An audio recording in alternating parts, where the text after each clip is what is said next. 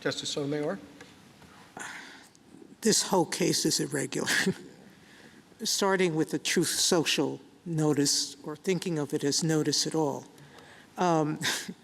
certainly didn't invite an opportunity to be heard. But that's where we are. Now the question becomes, and you answered the chief and said, I don't have more to present. I don't know where you presented anything. You have a letter from you that basically says that the application included notice that this was a vacation home.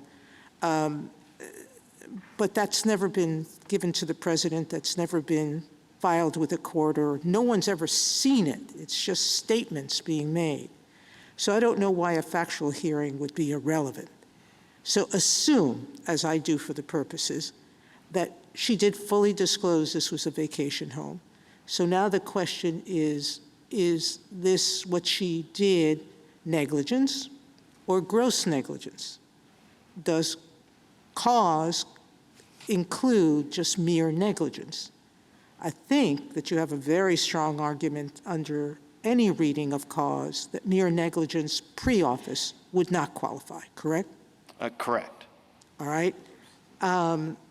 Because it would seem extreme to think that something separated from the functioning of the office, unrelated to the work of the office at the time it's done, that mere negligence would be enough. But the president called it gross negligence.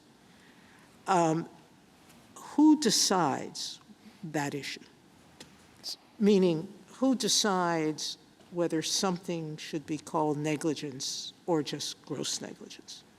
So I would think that ultimately that's a mixed question of law and fact that would be ultimately decided by the court on judicial review, assuming you're with me that there's judicial review. I do think there would be an logically anterior, purely legal question of whether gross negligence is sufficient for cause. And just as I think I have a pretty good argument that negligence pre-office is not a sufficient basis for cause, I think I have a pretty good argument that gross negligence pre-office is not a sufficient basis for cause.